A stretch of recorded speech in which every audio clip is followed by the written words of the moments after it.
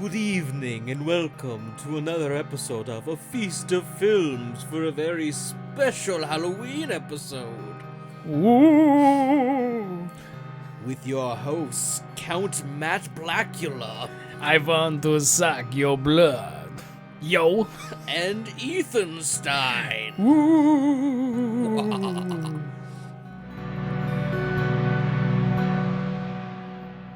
Hello, my fellow movie fans, and welcome to another episode of A Feast of Films. My name is Ethan R. Hill, and with me, as sometimes, Jesse Prosser. yes, Matt is missing again due to some scheduling conflicts, mainly with me being just tired and unable to record with him. Checks out. So we got Mr. Prosser back with us again to discuss more Halloween-y October spooky stuff. Spooky stuff. Scoopy stuff. That's right, Ethan. We're going to talk about pumpkins, because Scoopy stuff. Yes, we are going to do pumpkin carving ASMR Just- for you tonight.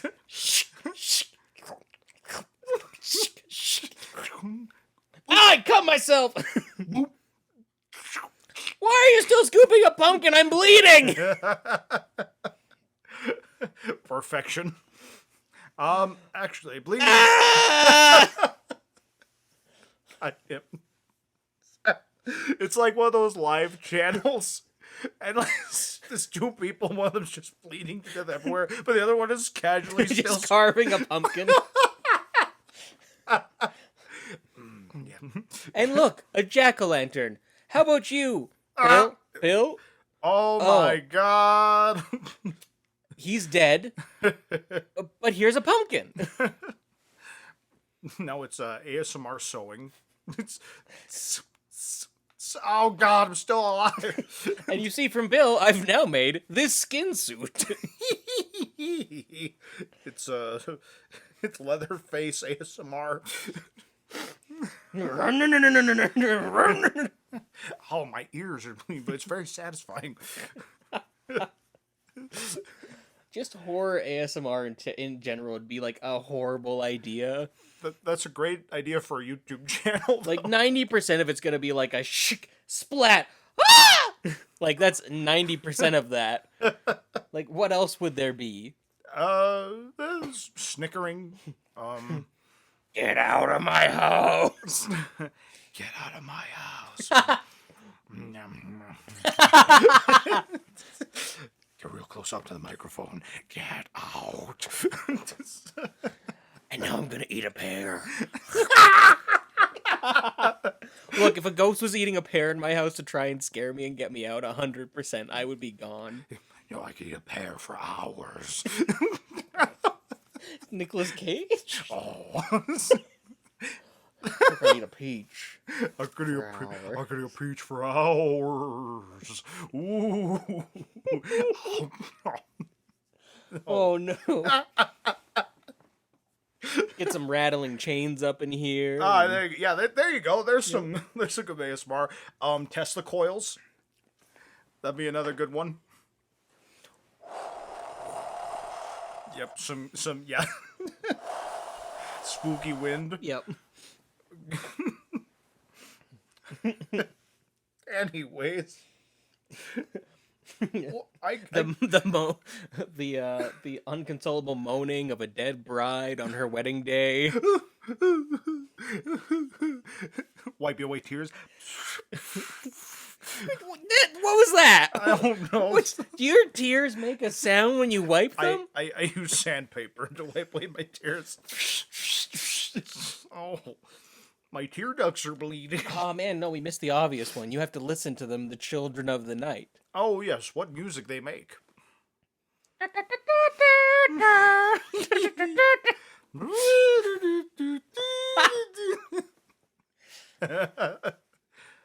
There's a friggin' marching band of like little like a fox and an owl and like all these like nighttime creatures. Armadillos, apparently. Listen to them, children of the night. What music they make.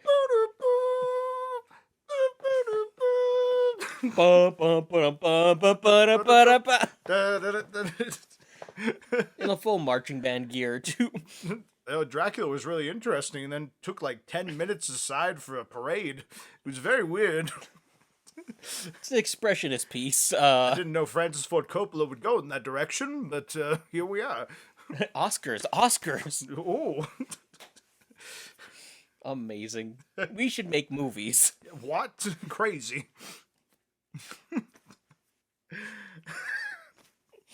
Speaking of Francis Ford Coppola, What? he knows a lot of horror icons. He certainly does, Ethan, and that's what we would like to discuss today. Francis Ford Coppola's personal friendships. Gary Oldman and Gary Youngman Gary Youngman and Winona Ryder and Renoder. Renault. I was gonna try to make a pun off of Ryder and like the opposite of riding. I don't know what that would be. Not riding. Falling off the saddle. Renona. First Winona, and now Winona.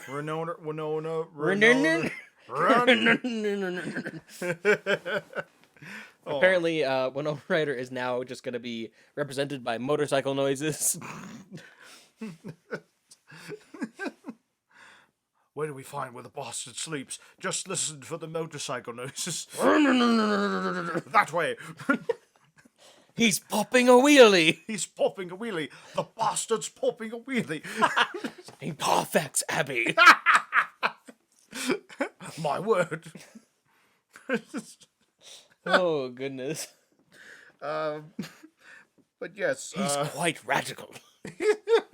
Dudes. Amazing. Wonder if anyone's just following this conversation at all. Like, it's just a chorus. People be like, get on with it. Me and Mr. Prosser haven't seen each other for like a week, so we're just. It's this true. is just. You're listening to us just bullshit for like even before we started recording, we were bullshitting for about 10 minutes. Oh goodness. It's been a good time. It's been a long week. Oh yes. But yes, we'd like to talk about horror icons because there's a lot of them, Yeah, and tis the season, so why not? we haven't thought this far ahead, obviously. No, we thought we're the like topic. horror icons, and then we're like, oh. And we don't mean like horror icons. Like I'm not talking about like the creatures. I'm not talking about like the killers and people things like that. in the movies or the books, but like the guys who are like the guys and gals who are like icons within the horror community and who kind of like helped develop that genre. Yeah, And put it to where it is. 100%. Because I would say, like, in a lot of ways, like the people who make horror and help bring horror to life can be just as iconic, if not more iconic, than the characters that they create and play. Like, even just thinking of, like, literally you think of the name Vincent Price, and, like, you don't necessarily think of a specific Vincent Price character, but, like, you just think of, like, the man and his career and that voice, you know?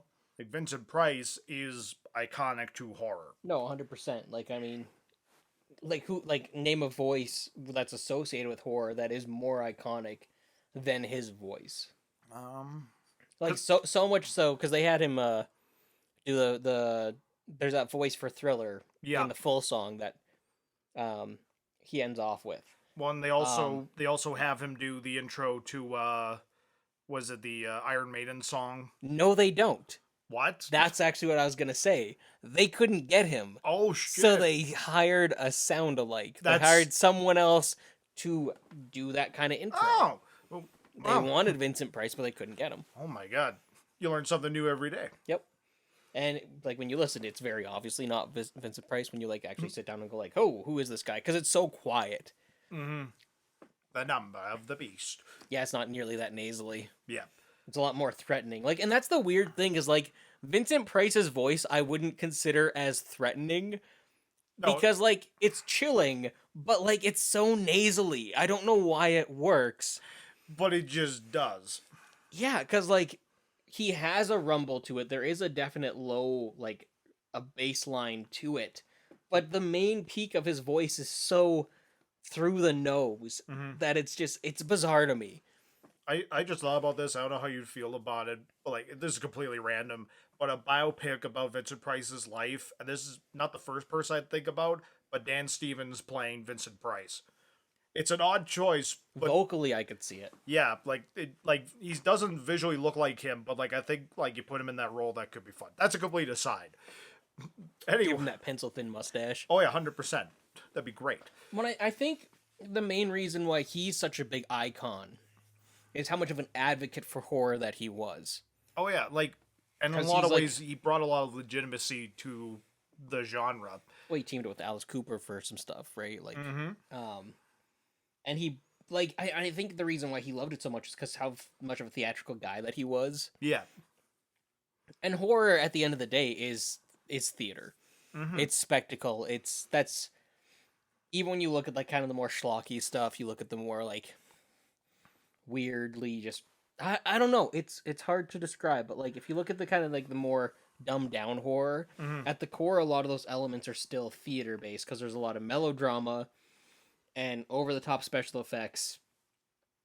Bigger actions. It's about and it's about drawing in an audience and kind of making them like recoil. Like it's very theatrical. One like and horror is a genre where that type of performance and acting is a lot more accepted and embraced than I think a lot of other genres, like maybe comedy, but like Well, I mean, like look at Jeffrey Coombs and Bruce Campbell as other examples of that kind of acting, where like they're not subtle actors, no, but their acting makes perfect sense for the movies that they are in. oh, 100%. And they're great actors. They are amazing actors. Oh yeah, like Jeffrey Coombs is like, I would argue he is an underrated actor. Like not a lot of people know him, but like he's done a lot of really great performances.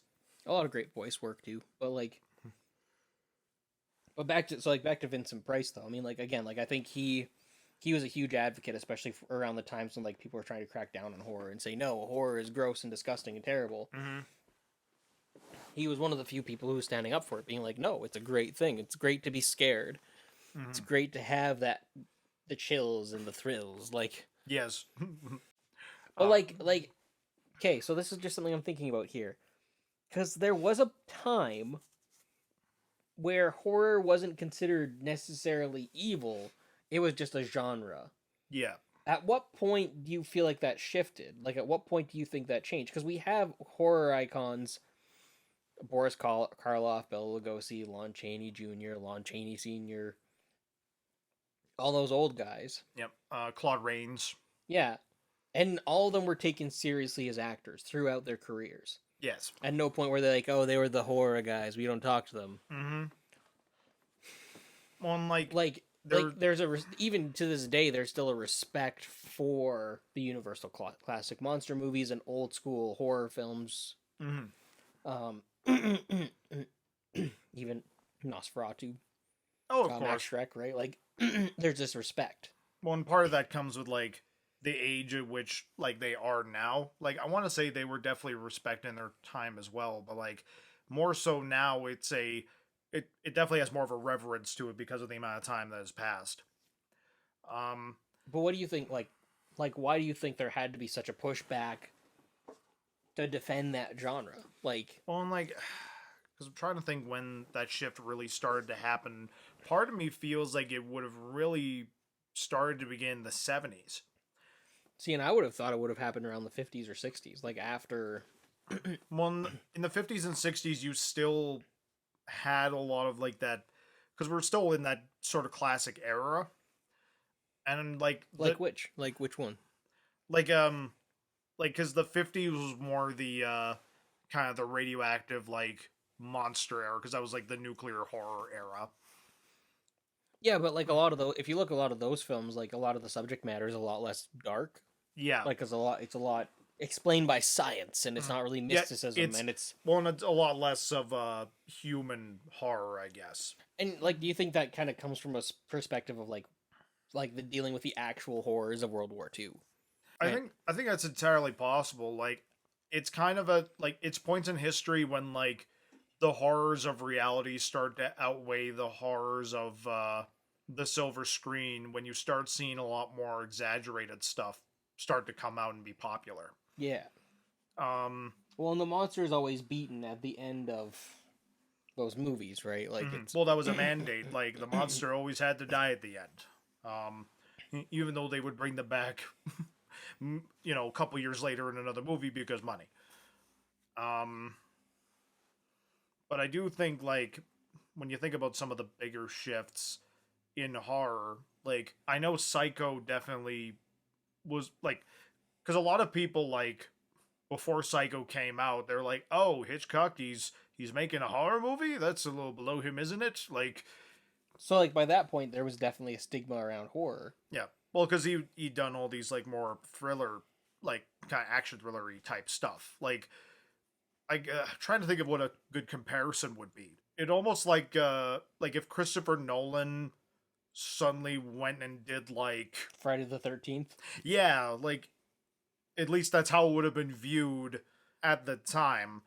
But then the movie comes out and it's this massive friggin' hit, like, and nobody really saw it coming. Well, especially the way it was presented, where, like, that was also kind of the beginning.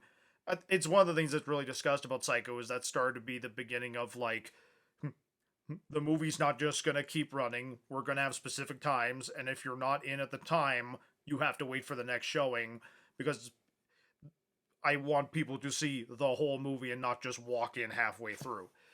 And that's where that kind of paradigm shift began to change.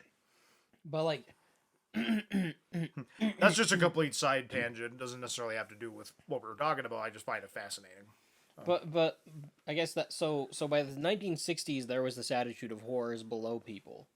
So that's where I'm wondering, like, where did that change happen? And again, like, the only correlating factor I can really see is the war. Like, but I guess there's also, like, even after, like, the war, there was such that push by the 50s to have that normal life back again, where it's doting housewife in the kitchen, Norman Rockwell, all that kind of stuff. Yeah. And horror directly contrasts that. Directly says, hey, all the stuff that seems really nice isn't actually nice. So I could see that kind of being the stigma. And I guess the Hays Code probably had a big push onto that too, didn't it? I would say so, yeah. Like, that's something I don't necessarily know a whole lot about. I'll fully admit that. But, like, when did that come into place? Let's see what I can find out. Well, it was between 1934 and 1968. Okay. But that was mostly to do with, like, censoring, like, nudity, sexual stuff, graphic or realistic violence. So I guess that would also count too. And that could be, I guess the more time that passed, the more you could see there being this attitude of, like, oh, well, horror fits into that. Therefore, horror is kind of below it. Yeah. Like that, moral obscenity. And the comic book code coming out too. Yeah. That came out in 1954, which also really affected horror and how it was looked at, because horror books were huge. Yeah, well, before that. Because, like, that's one of the things DC Comics was known for back in the day, was, like... EC Comics. EC Comics? Yeah. Okay, so I've always heard DC Comics with that. No, DC Comics is specifically Detective Comics. Okay, I always thought there's it was a whole other comic book company. I've never heard it I've never seen it written out before. I've just heard people talk about it. Because you're talking like Tales from the Crypt. Yeah. And that kind of stuff. Yeah, that's EC Comics. I never even knew that. It's just whenever people say EC, it always sounds like DC. Yeah, no, that makes sense. Like, oh yeah, DC was known for horror. Like, oh, I learned something new every day. Because I want to say Marvel acquired EC Comics eventually. Possibly. So it definitely feels like the 50s was kind of that turning point where you needed Vincent Price and other horror icons to start advocating more. Yeah. And again, horror kind of became like a silly thing around that time too, because I mean, like, well, it's a giant tarantula, a giant lizard, a giant blob monster. I wouldn't even look at how studios handled ghost movies and stuff like that. There was some scary stuff, but not really. Yeah.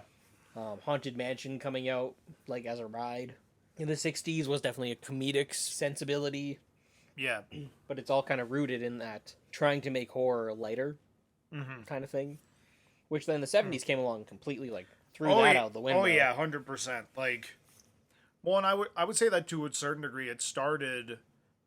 I feel like that would have started, like, again, a little, like, Psycho's kind of like what started getting the ball rolling on that, because it portrayed more, like, realistic violence, and then I would say, like, it started, like, really going when Night of the Living Dead came out. Because that was a very, like, a transitional movie. Well, that's an 8-year gap, though. Yeah, well, that's what I'm saying. Like, Psycho didn't necessarily, like, start a movement, but it was one of the first times you really saw, like, that type of violence portrayed on screen. And then with Night of the Living Dead, where it showed everything, like the ghouls eating guts and even partial nudity, things like that. It was a lot more of an extreme movie for its time. And then, yeah, you get into the 70s and things just kind of blew up. Well, with Night of the Living Dead, we have another horror icon. Yep, George Romero, who literally created a genre all its own and popularized the modern idea of the zombie. You say on his own. No, not on his own. Okay, good, because I was about to correct you. Oh, yes. Let's talk about who's the other guy. That's the question now, isn't it? Russo? Yes. The guy who got the of the Living Dead. Yeah, that's a whole funky thing with that movie. Created by John Russo. Yeah. And yeah, John Russo basically retained the rights to Night of the Living Dead. Mm-hmm. And then I want to say, yeah, anything that he owned the rights or sold the rights to was the Living Dead series. Yes. And, like, aside from the first Return of the Living Dead, like, most of those movies are not nearly as good as the George Romero ones.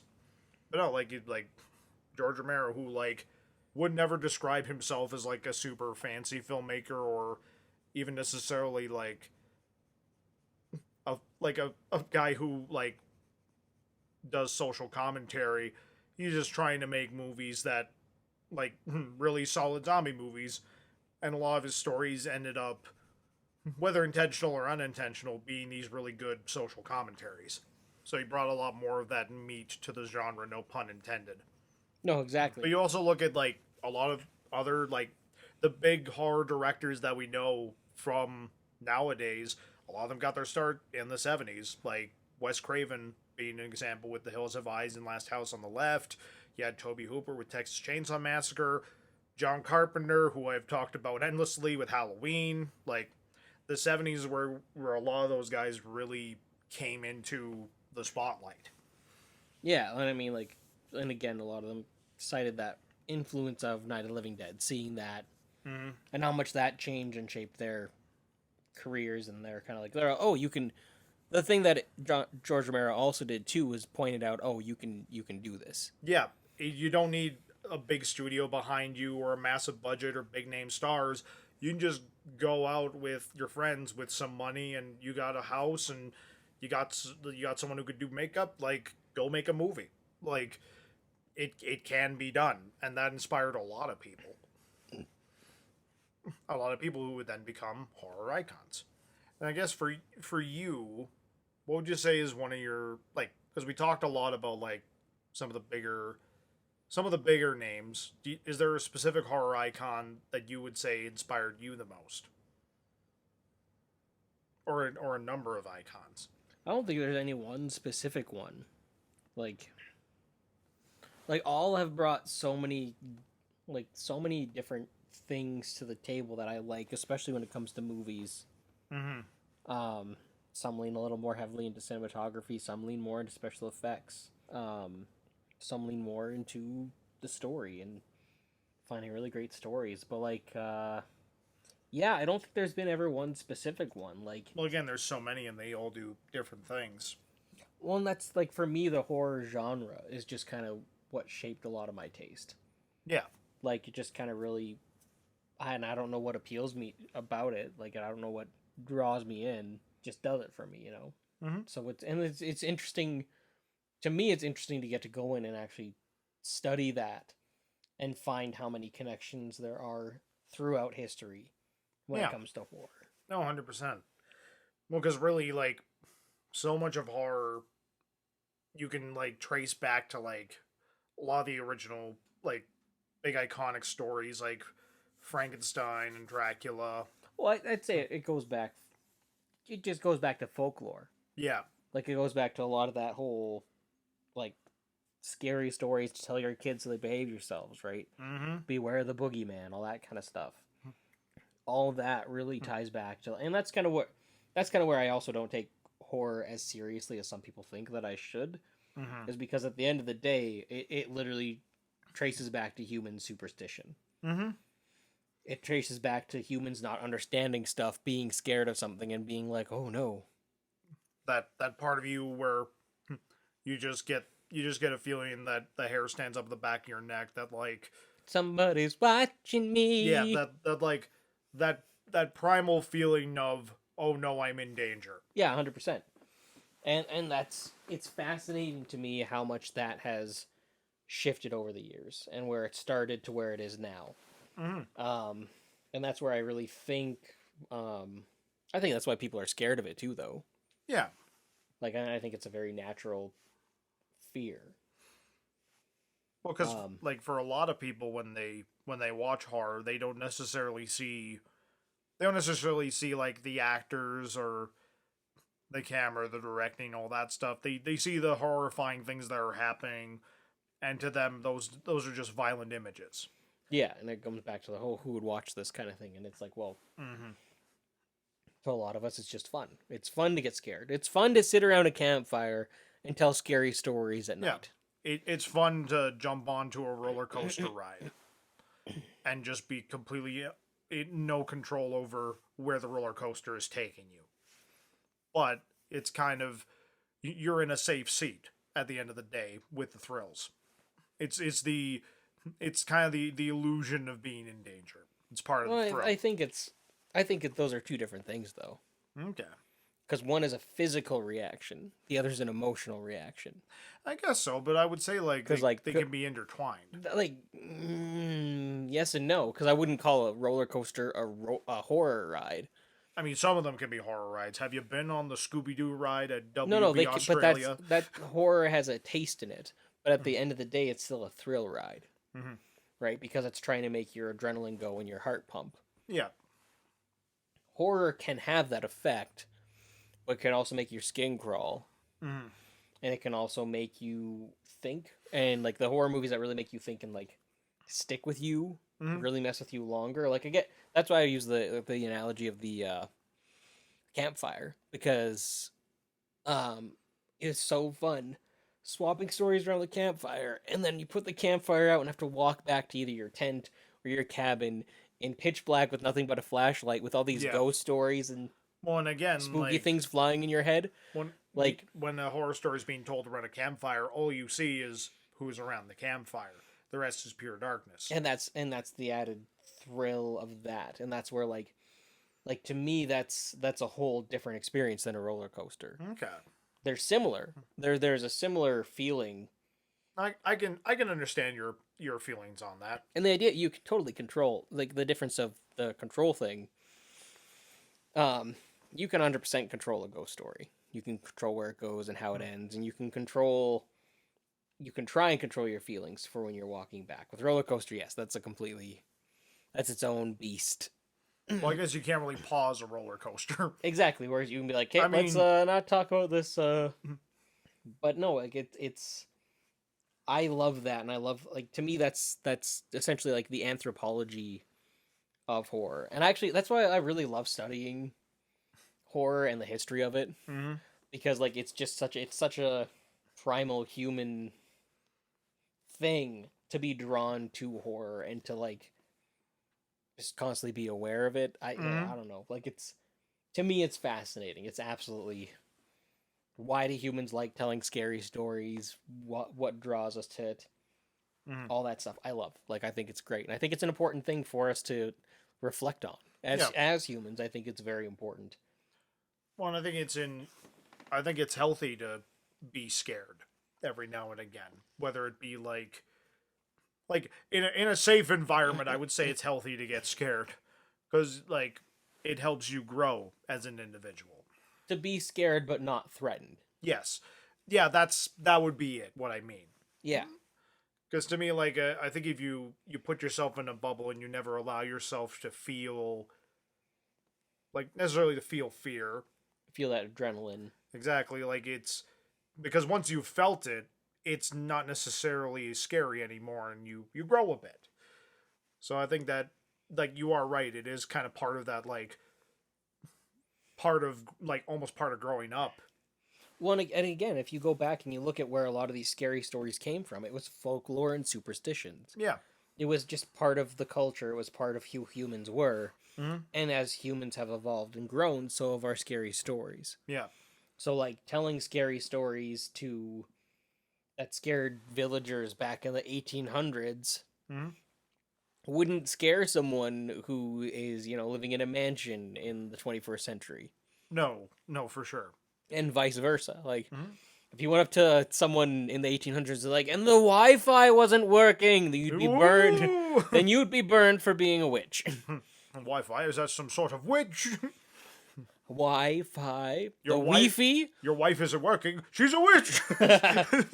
and that's, to me, that's the beauty of horror and of these stories, right? Like, it's... Yeah. And that's why I'm glad people have kept telling them. Mm-hmm. Finding new ways to tell old stories or coming up with brand new ones themselves. Like, it's all... Well, 100%. I mean, like, how many adaptations of, like, again, we talked about the Universal monsters, but how many adaptations of Dracula have there been? How many adaptations of Frankenstein? A lot. Like, those stories have been told and retold countless times in many different formats and remixed and retold again. Like, because certain things just stand the test of time and are timeless in the way that I don't think a lot of other types of stories necessarily are. No, completely. Kind of ended up running away on the horror icon thing, but I like it. It ties back in. It Oh, ties together. 100%. No, I like it. This is good. I feel horror iconography was always there, Yeah. but I feel like it massively blew up in the 80s. I would say so, yeah. Was kind of like the 80s and, like, I'd say, like, late 80s and late 70s, early 80s is kind of where you started seeing a lot of, like, the old icons starting to intersect with the new icons. Yeah.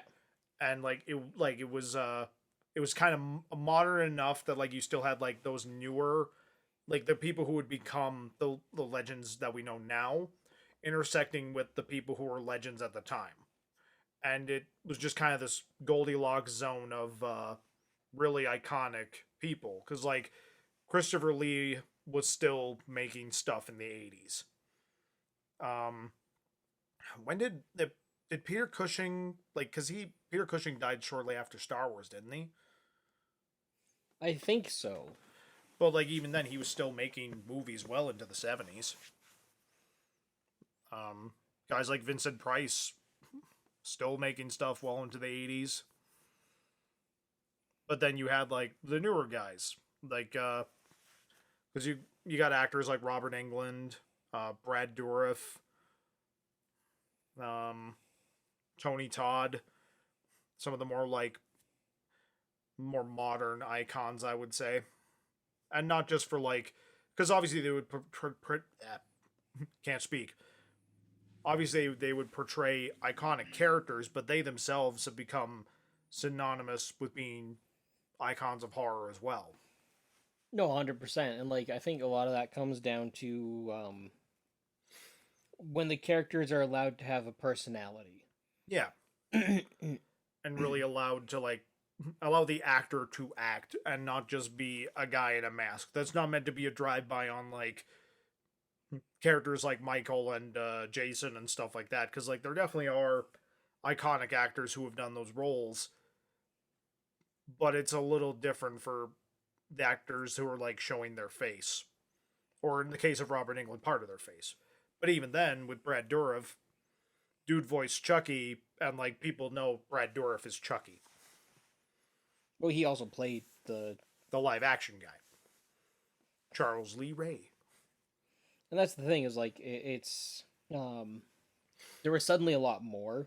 Because, like, name horror icons that you really would think about in the 70s. Like, who existed as a horror icon who are specifically known for horror during the 70s?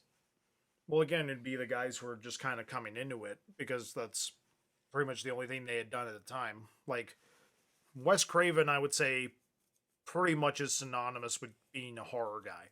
I can't recall really if he's done any other really genres. Toby Hooper, I would say, is another one who is synonymous with horror. On a side note, with Toby Hooper, we just watched Life Force. If you haven't seen Life Force, give it a watch. It's a just crazy space vampire movie. Just really interesting. Life Horse or Life Force? Life Horse. It's a prequel to War Horse. No, Life Force would be the movie. Highly recommend it. But anyway. Like, John Carpenter didn't plan on being a master of horror and a horror icon, but it just kind of happened. well, I think a master of horror is different than a horror icon. Because, like, so for me, when I think of horror icons in the 70s, like, the two biggest names Mm-hmm. that I can think of would be Vincent Price and Alice Cooper. Yeah. I guess Chris... I hadn't even considered musician horror icons. Like, that's a whole other thing as well. I guess also to consider, too, would be, oh my gosh, I can't believe I'm forgetting his name. What do you do? Christopher Lee. Yes. Christopher Lee was also a massive horror icon. Oh, 100%. And I'd say he was a horror icon well throughout the 70s. Yep.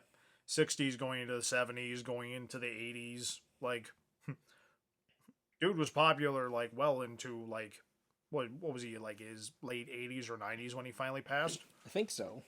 Yeah. Like, well, Christopher Lee's just a legend in general. Like, beyond just being an icon of horror, Christopher Lee's just a damn legend.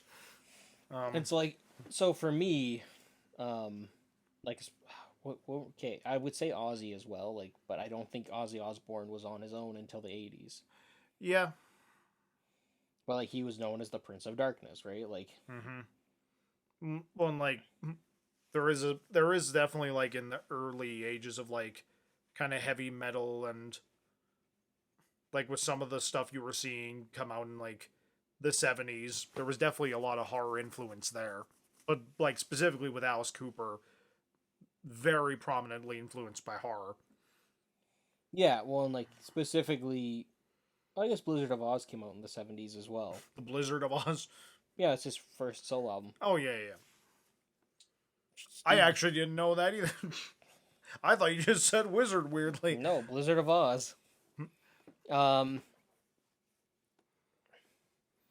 Yeah, like, it's something where, like, again, like, a lot of people don't think about horror in music. You don't think about that kind of connection. But again, Alice Cooper really helped that he really, really, really leaned into the whole, like, symbol of darkness and all that kind of stuff. That whole theatrical side of it. Yeah. Like, his stage show was absolutely bonkers. You got to see it. Yeah, man. No, Alice Cooper is a riot live. Absolutely. So it's one of those things of, again, like, there's a reason why he got that reputation, but then, like, he pursued that reputation. He leaned into it. So. Well, and, like, even looking at, like, more modern bands as well. Like, Rob Zombie, massively influenced by horror. I mean, you could say it's his whole identity. And, like, 100%. Horror rock has totally become a thing. Like, it's, like, you can even argue Kiss was a part of that, too. Like, there's... Oh, yeah. Like, there's a lot of that. Which... Like, I guess you'd call it, like, is it more, like, is the genre specifically called shock rock for a lot of people? Yeah. I'm always curious to like, I always think about this. And I'm wondering if horror and metal go together, or if horror and metal went together so well because they were both kind of ostracized genres. Yeah, like they're both kind of outcasts of the mainstream, as it were. Well, because to a certain extent, I would say, like, punk gets wrapped into that, too. Well, horror punk's the whole genre, too. Yeah. But, I mean, like, horror music in general, like, even if you look at a lot of Halloween playlists, yes, there's, like, pop music and all that stuff in there, too. So Prosser, I've noticed there's a lack of certain horror icons that we've talked about. Oh, yes, Ethan? Yes. Where the women at? Well, that's a whole category unto itself, the Scream Queens. See, is Elvira a scream queen? The Scream Queen? Leave me alone. Well, I have a wisp. Elvira falls into the subgenre of horror icon, which is the horror host. Which there's actually like a whole bunch of those, as it were. Isn't Vincent Price technically one of those too? Yep, like Elvira would be. I want to say like there's Joe Bob for people who know Joe Bob Briggs. Yeah, Vincent Price, like the presenters. I would even go as far as to say that kind of started with Twilight Zone. Oh, Rod Serling? Rod Serling. I would say that 100%. Picture, if you will. Yeah, that 100% started with Rod Serling. But, like, it's like, yeah, like the people who kind of, like, are known for introing horror. Like, and that's a whole other category unto itself. But when we're talking about, like, where all the women at, like, there is a whole kind of, like, endearing subgenre of horror icon, which is the Scream Queen, which, of course, is, like, popularized by, like, I would say Jamie Lee Curtis is definitely one of the originators of that. Ah, no, the originator would be her mother. Oh, well, of course, Janet Leigh. You cannot forget Janet Leigh.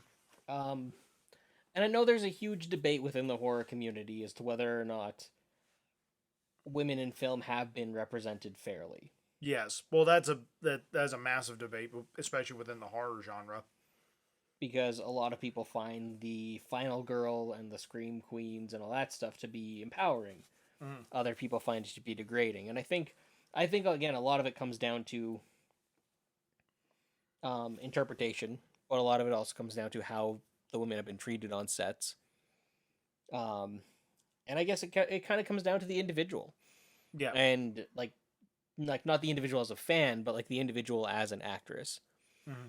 Because there are several actors who are like, oh no, yeah, I was treated wonderfully. I got control over what my character did. Mm-hmm. If I thought something wasn't going well, I could be like, hey, nope, this doesn't work for me. Let's do this. And like, they'd give that woman that power and that say. And then there's other ones where it's like, no, they just covered me in blood and told me to scream and yes, showed my boobs and like. No, exactly. Like, it's a whole wide range. But yeah, you've got like I brought up Jamie Lee Curtis. Barbara Crampton, who is just awesome. Actually, like, most recently showing up in Back 4 Blood. She plays a character in that game. I appreciate this newfound love for Barbara Crampton. Right? And you know what movie started that? You're Next. Oh, good. Because she was, like, retired, basically, from acting, and then she was in that, and suddenly she became super popular again. Good. Yeah. She deserves it. Right? But I would say, like, Neve Campbell would also fall into that. Like, from Scream, of course. I can't wait to talk about Scream, because Scream is just delightful. Right?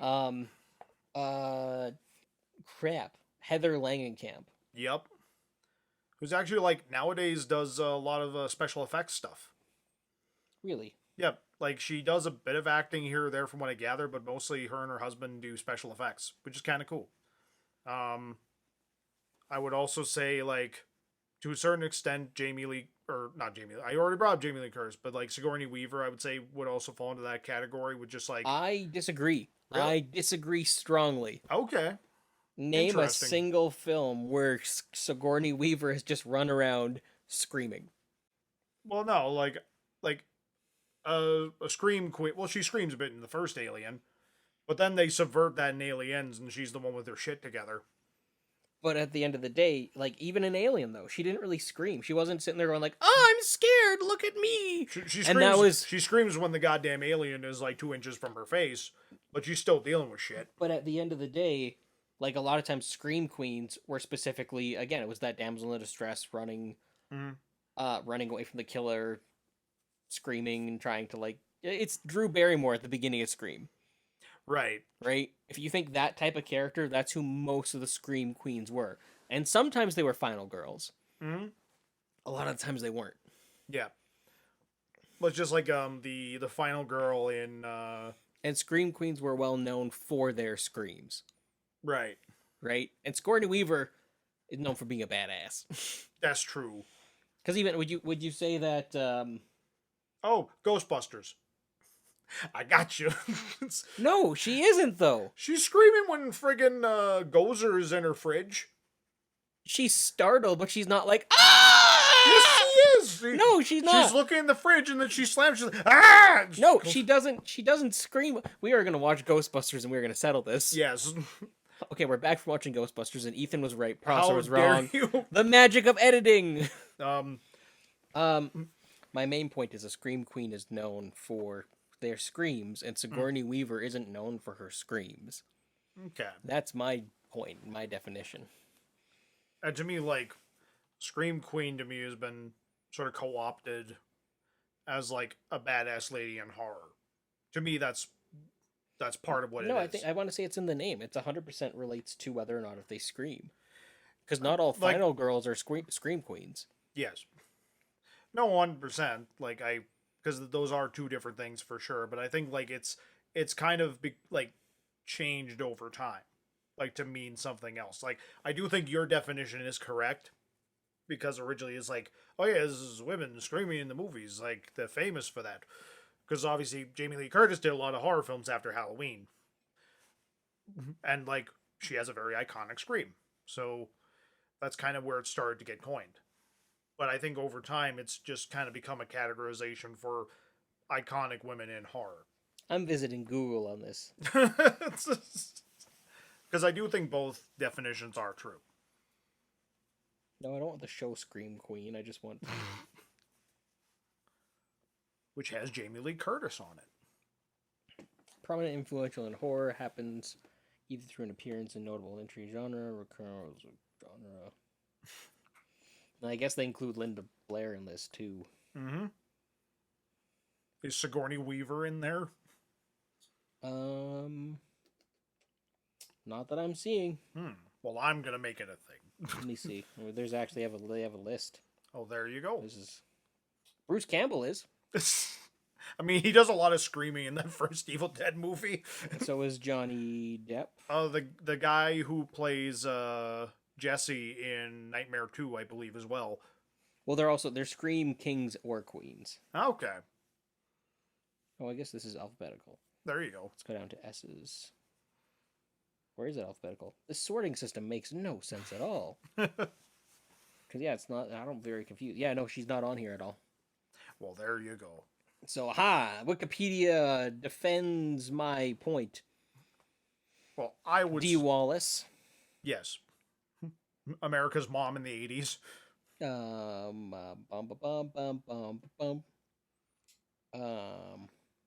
they count Kate Beckinsale.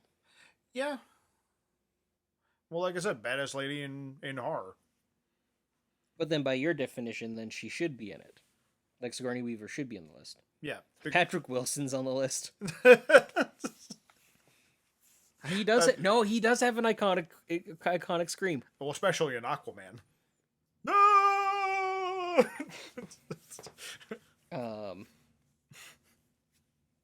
Oh, Aquaman. Anyway, though, yes, there's a lot of... No, she's not a scream queen. I don't care what any Screen Rant article may say. We just had a Jamie pull that shit up moment. Jesse... Jesse, pull that shit up. Hey, Jesse. Would you look at that? Sure, Sigourney Weaver has more straight movies than she does. Who's the source, though? Who is the source? Movies on her resume and slasher ones, but she is so good in the Alien films that it almost doesn't matter. And while it may not be a horror movie, her work on Ghostbusters films puts her in the Scream Queen League. So there you go. No, puts the Scream Queen in a league of her own, is what it said. Well, who wrote that article? Movieweb.com. Movieweb.com. Seems like a reliable source to me. That seems like I need to make a top something list in order to be relevant. Wow, why the drive-by? All I'm saying is Sigourney Weaver deserves it. I think Sigourney Weaver deserves more. Well, obviously. because she is just great. Yes, 100%. Regardless, I think we both agree that just women in horror are just wonderful. Just great. An all-inclusive genre, I hope, mostly. Margot Kidder in Amityville Horror. There you go. She's great. 100%. And she has one of my favorite moments in the Halloween franchise is when in H2O, Janet Leigh shows up and her and Jamie Lee Curtis share a scene. And then she does the line from the first one, it's just like, well, it's Halloween. Everyone's entitled to one good scare. And then when she's leaving the scene, she leaves in the psycho car. I don't know what that relates to Margot Kidder. No, I was just thinking about like the OG Scream Queen, and then there was like that. I know, but I said Margot Kidder. I know you said Margot Kidder. And then you just brought up someone completely different. I'm just saying, it's a good scene. It's a good scene, but it made no sense. It's fine. It doesn't have to make sense. It's just awesome. When people are listening, you're going to confuse a lot of people. Listen, everyone's confused when we talk, okay?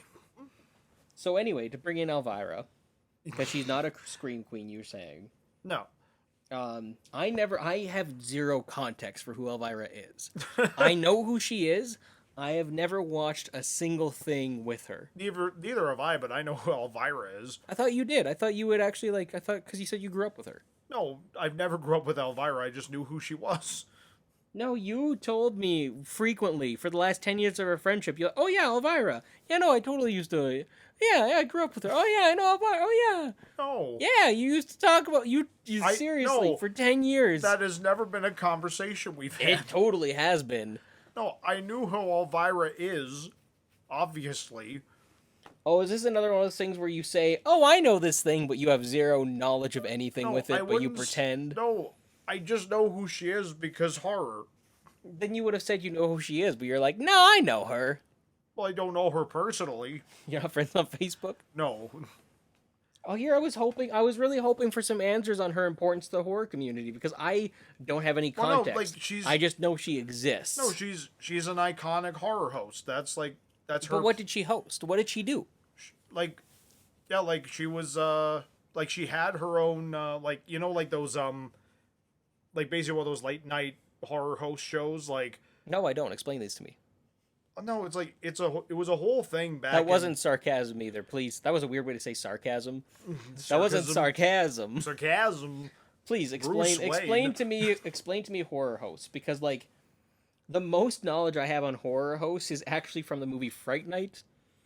Right. And that's not really, I don't know how accurate a depiction like Peter Vincent is of a horror host. Well, usually they would have I only know a handful of them. I know Joe Bob, I know of Elvira, but essentially it's they would have late night presentations of films, and in between commercials they'd have these little segments about them talking about the movie and where we were at the time, and then you'd keep watching them. It's kind of like its own version of watching the movie, where it's like you're watching alongside the horror host. And they'd bring their own commentary to it, not during the film, but in between the commercials and parts of the film you're watching.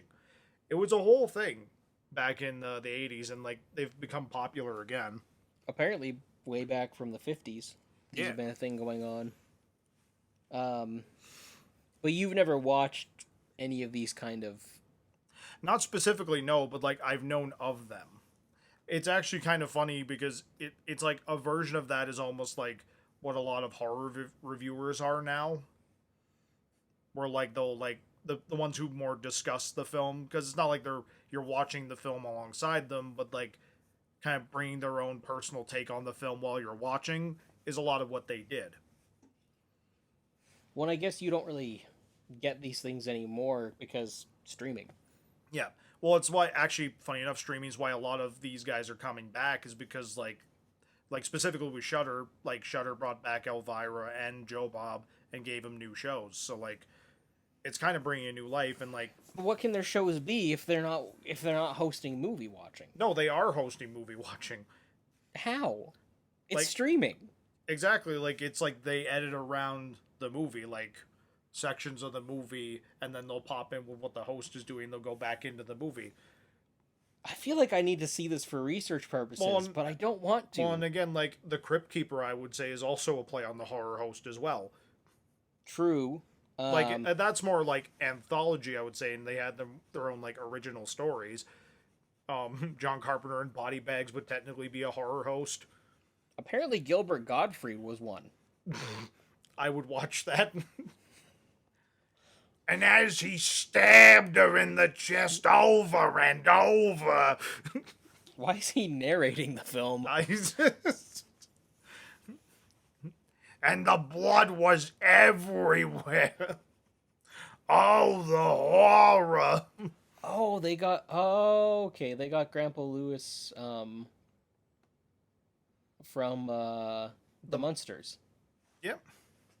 To have a show. Which actually, that would probably be Wasn't that referenced in Gremlins 2? Yes, 100%. The horror host that wanted to be a news anchor. This was a whole... Gremlins 2 is just a thing. It was a whole thing, man. Like... Man, this is wild. I'm learning about a whole new thing. Right? Again, how are you talking about this like you've seen it? It's just something I've known about for a really long time. Like, is there a reason why you don't watch them, or you've never really been super... Well, like, by the time I discovered them, I didn't really have cable anymore. It was just the internet. But I've seen clips of them, and I've, like, known of them through other videos I've watched. And it's just, like, it's a whole subgenre of watching horror movies or television. I just would have thought this is something that you would have, like... Oh, it's probably sought something... out and, like... Oh, as a kid, it's probably something I would have really enjoyed, which is probably why I find it fascinating. But, like, it's that idea of, like, watching it alongside a personality, which is kind of a fun idea. That's where, again, I'm shocked that you haven't, like, actively pursued this. Right? Like, this is news to me. I should be a horror host. You got the face for it.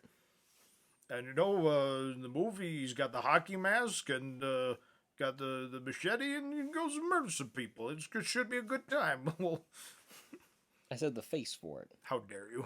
Yeah.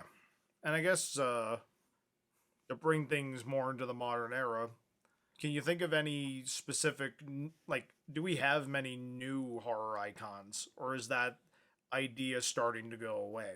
Because I would say there are some modern directors and actors who would fall into the horror icon. There are definitely modern characters, because like the Babadook. Yeah. And I think the problem at the end of the day is they're trying to continuously come up with the next horror icon. Yes. As opposed to kind of allowing things to just be. Yeah. No, 100%. Oh, what's the coolest design? What's the most striking design? Mm-hmm. Not, hey, what's gonna work for our movie? Yeah, exactly. Frick, I don't know, because, like, there's not really... Like, Robert Eggers maybe, but even then, he's still too new to tell. Yeah, like, for all we know, like, The Northman is gonna be not remotely horror. No, exactly. Well, and again, like, a lot of the guys who would kind of become...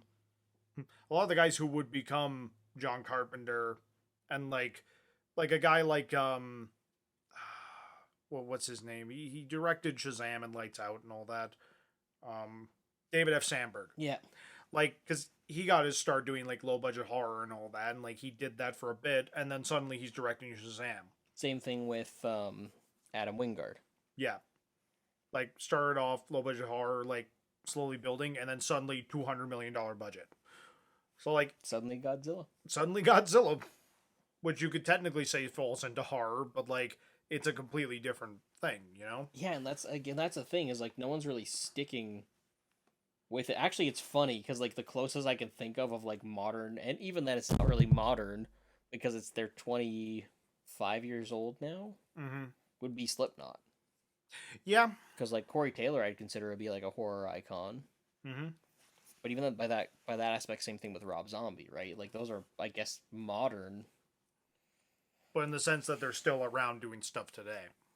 But I'm trying to think of, like, a modern... What's a new modern thing that's really taken off? Well, again, like, because he's done other stuff, but, like, James Wan, I would say, for a lot of audiences today, is a horror icon. people might not necessarily know. Then Blumhouse, I guess. Yep, Jason Blum would technically be a horror icon. But also, if you want to give me money, Jason, I will gladly take it. Well, of course. Yeah, you get guys like that. But a lot of the guys who would become those icons and just like be mostly known for horror, they get snatched up and suddenly they're doing like a massive big budget movie. And again, like good for them. Well, and a lot of people don't want to stay in a lot of people don't want to stay pigeonholed in their genre. John Carpenter didn't want to stay pigeonholed in their exactly, genre. which at the end of the day, why I'm like good for them, because like it allows them to branch out and do more stuff, and then they can choose to go back to horror if they want to. Finn Wolfhard, I think, is the closest I can think of. Yeah. Name a property that he's been in that hasn't been somehow tied to some kind of horror. None that I can think of off the top of my head. I guess like we talked about earlier, but Patrick Wilson has done a lot of horror related stuff. He's done a lot of James Wan stuff. Yes. Not a lot of James 2 stuff though. No, that's true. Mike Flanagan is like another one I would say. Bless you. Because Flanagan. Because like everything that man has done is horror related. But no one really knows him. Yeah, like they definitely know the stuff he's done. It's kind of a situation where like you watch like Midnight Mass or Haunting of Hill House, Doctor Sleep. You watch these and then you're like, oh, who made that? And you're like, oh, this guy. He's like the Ron Howard of horror. Yeah. Like, kind of just consistently making good stuff, but, like, he's not necessarily, like... It's not like it's, like, Mike Flanagan's Hush or Mike Flanagan's Midnight Mass, because he's just making the thing, he's having a good job. He's just making horror and he's enjoying it, you know? Do you ever think it's problematic when people slap their names on things that they make? Not necessarily. Like, I guess it depends on how they do it. Because, like, for a lot of directors, like with Wes Craven, like, his name, like, being synonymous with that horror stuff, it's like a branding thing. Like, you know what you're getting into because Wes Craven's name is on it. When John Carpenter's name is on it, you know you're going to get a John Carpenter film. With, like, with Clive Barker, when Clive Barker's name is on something, you kind of know the type of story you're going to get. So it kind of depends, really, on the context behind it. But I guess the question with that, though, like, the question that I have with that is, like, at what point is that okay to do? At what point is that, like, an acceptable thing for you to slap that on? I mean, if you're John Carpenter, it's your third feature film. But I think he specifically fought for that. Yeah, and, like, is that ever a problematic thing? Like, is that, do you think that takes away from the story or takes away from anything, or do you think that's just something that should be more accepted nowadays? Like, because it's a very authorial thing. If I'm saying that correctly, I could have a completely different word. I know what you mean. But it's like if Stephen King's name is on something, like you kind of know what you're gonna get. Imagine the amount of people who read Shawshank Redemption expecting like a super... Well, that's why his name isn't on Shawshank Redemption or The Green Mile. He used a pseudonym. Because he wanted people to not go into it being like, oh, it's a Stephen King story. Okay, I'm going to get spooked out. I guess it is now. Yeah, like now people know, but like... When he first released the books, they were under a different name. And that's when it can become a problem, is when you want to branch out. I mean, Steven Spielberg, again, never had that problem. No, well, just, again, like, so even Steven Spielberg's branding on, because usually if Steven Spielberg didn't direct it, but, like, it's Steven Spielberg Presents, you know? Oh, yeah, and I guess Mel Brooks was affected by that, too, and that's why, for, like, some of his more serious films... So that's when it can become a problem, is, like, when the branding becomes detrimental if you want to do something different. Again, imagine making The Fly. Mel Brooks presents The Fly. This kooky adventure. Oh, man, this will be great. Why is his face falling off? Oh, my God, he's puking everywhere. It's boiling acid!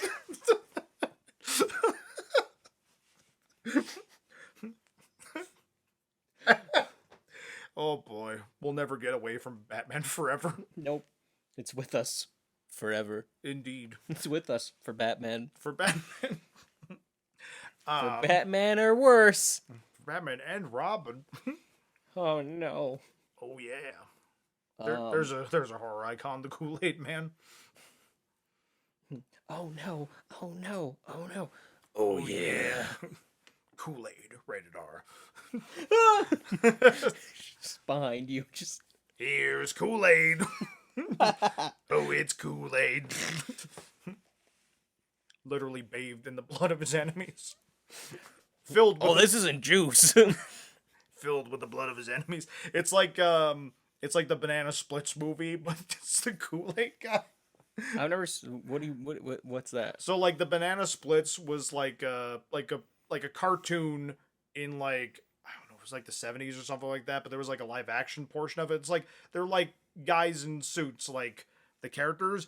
But then around the time they were wanting to make the Five Nights at Freddy's movie, a lot of studios were looking like, okay, what do we have that's like Five Nights at Freddy's related that we can cash in on? And the Banana Splits was a property like this, and they turned it into a horror movie. So it's like you take something that's like meant to be like this like child friendly like icon thing, and then you just turn it into a horror thing. It's friggin' Fantasy Island. They did that too. All I can think of is Bananas in Pajamas. That would slow piano version of Bananas in Pajamas. Bananas in Pajamas are coming down the stairs. Oh no! They'll catch you unawares. It writes itself. Oh no. I can't wait for the gritty, serious horror reboot of Bananas in Pajamas. The result of genetic modifications. A man went through a teleporter with his banana cream pie. It's a commentary against GMOs and all pork. We've come too far. Science has crossed a line. We've made sentient bananas. Yep. And we put them in pajamas. Well, no, they were raising them from when they were young, and they just always wore pajamas. They were abandoned. All they had was their pajamas. And now they're back for revenge. Yeah, it's the bananas in pajamas are like the people under the stairs. But it's the same costume, so it's just like yes. the stale face of them smiling, holding axes, and just murdering people. I had a dream last night that I shot a banana in pajamas, or in my pajamas. How it got in my pajamas, I'll never know. Weren't they British too? I don't remember. I feel like they talked. Did the bananas in pajamas talk? Probably. I don't know. Have we about run the gambit? I mean, we can talk about some old school 18th century horror icons. Well, of course. And the fact that should I talk about it? Should I discuss this? Yeah, why not? It's fascinating. There is a universe in which the Mormon Church and Frankenstein and Dracula don't exist. What? And you can't have one without the other. They all are connected. Ethan, do tell. So historically speaking, Joseph Smith, the founder of the Mormon Church, his family, when he was a young boy, were having some financial troubles and having some trouble with crops and all this kind of stuff due to the year without summer. The year without summer, I believe, so it's just a year where there was like no sunshine, nothing. It was just gloomy and rainy because of like a bunch of volcanic eruptions. Right. And just like cast a shadow over the entire summer. Like they were well below normal temperatures. Like a lot of people thought it was the end of the world. It was crazy. Like essentially like a nuclear winter almost. Essentially, but caused by nature. Yeah. So his family then moved to a very religious part of the country that was a bit more lucrative. And he got heavy into religious studies that eventually led to him creating the Mormon Church. At the same time, there was a little collection of people hiding out inside Lord Byron, Percy Shelley, and Mary Shelley. And they were talking, and they decided to have a contest of who could write the most compelling ghost story. And Mary Shelley couldn't come up with a ghost story, so she came up with Frankenstein. Yeah. Lord Byron came up with a vampire story, apparently around the same time, which kind of started the modern influences of what vampires would be, including Dracula. So there's a universe out there that exists in which the year without summer never happened, and the Mormon Church, Frankenstein, and Dracula were not caused because of that year. I know what the cataclysmic ripples through time that would cause. Well, think specifically, yeah. Think about without that year, without summer, how many things do we know of? How many things that we love were inspired by Frankenstein and Dracula? No, exactly, and not even just the things that were inspired by it, but again, the movies based on those properties and the movies that got to be made because those movies existed. Oh, that means there's a world without the Mormon Church and I Frankenstein. Yeah. That's not a bad world. Are you weighing the pros and cons? Yeah. You brought up a good point. There also isn't Dracula Untold. There isn't Dracula Dead Loving It. Hey, you leave that one alone. It tried its best. But then also Young Frankenstein wouldn't exist. I know. It's fascinating to me. It's weird how those things are connected, but aren't. It's bizarre. It's a weird thing. It's an interesting butterfly effect. A butterfly effect. Yes. Of what could have been. Yeah.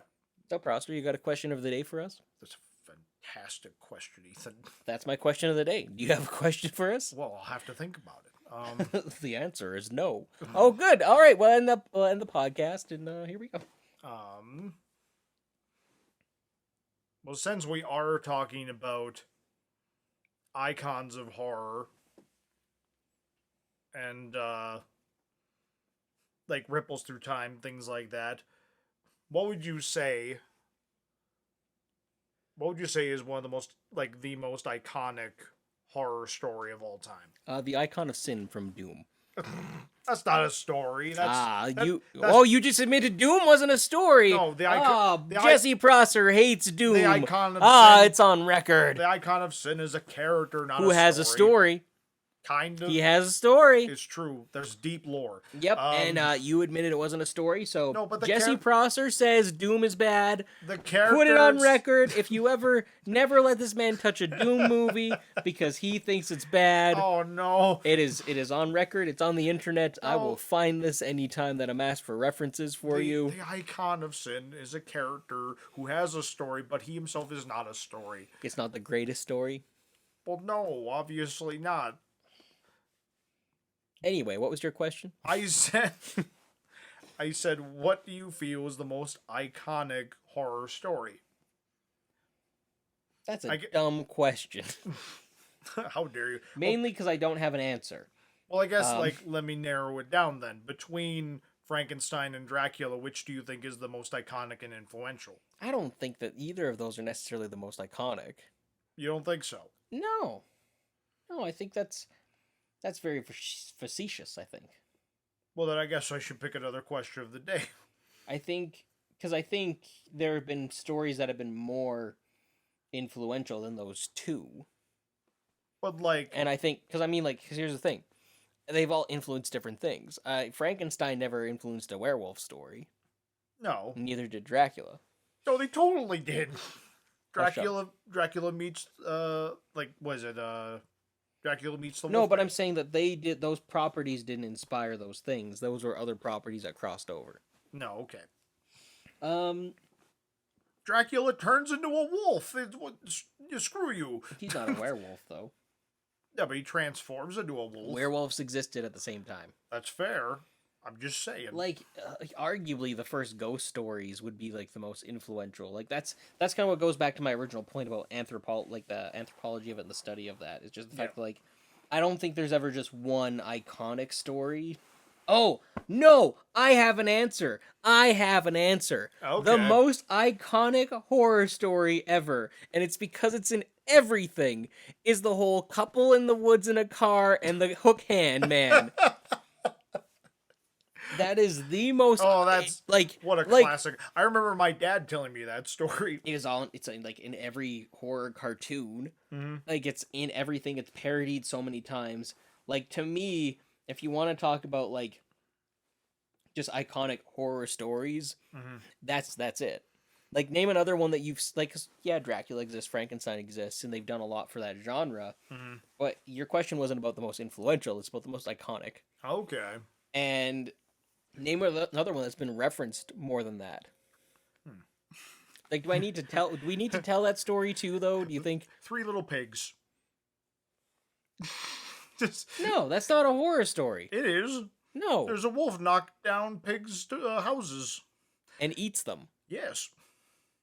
Well, he's going to eat No, them. no. He in the original one, he eats the brothers. Well, of course. But in that case, Little Red Riding Hood. Yes, there Like you no, the grim fairy tales. No, I'm saying I disagree with. If that's your actual answer, Sleepy Hollow. if that's your actual answer, I disagree because The boy who cried wolf.